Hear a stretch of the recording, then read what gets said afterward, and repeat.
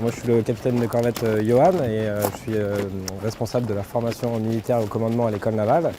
Et là, aujourd'hui, je renforce l'équipe de l'école d'application des officiers de marine à bord du porte-hélicoptère amphibie Tonnerre afin de mettre en œuvre une séquence d'aguerrissement des élèves officiers pour leur permettre de développer leur capacité à décider en situation de difficulté au combat. Vous avez la carte qui est imprécise, ok, mais n'empêche que le point côté 52, vous auriez dû l'utiliser. Une montagne de 50 mètres, c'est pas une montagne de 100 mètres. Ça se voyait que c'était pas une montagne de 100 mètres. Le niveau de la mer, on est à 0.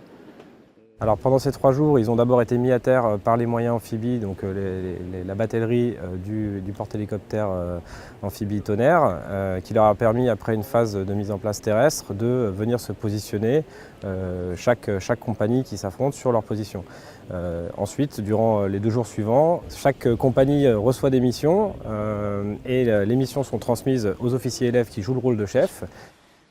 Et pour ce qui est de l'ouverture du feu, ce sera sur ordre ou pris à partie Les officiers élèves doivent remplir leur mission et s'adapter aux différents canaux conformes pour mettre en œuvre justement leur capacité de décision après 2 jours sur le terrain dans des conditions un peu difficiles de chaleur et avec assez peu de sommeil à leur actif.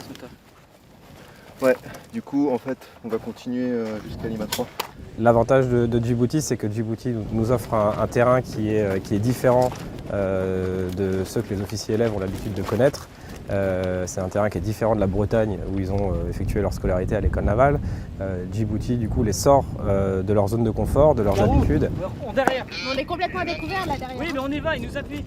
L'ensemble des officiers élèves qu'on a aujourd'hui en formation seront mis dans leurs différents postes et dans leurs différentes affectations dans ce genre de situation par le travail qu'ils auront. Et c'est pour ça que ce genre d'aguerrissement est nécessaire, puisqu'au combat, on est généralement dans des situations complexes qui nécessitent d'être capable de prendre des décisions, même avec des capacités dégradées, avec une situation de fatigue.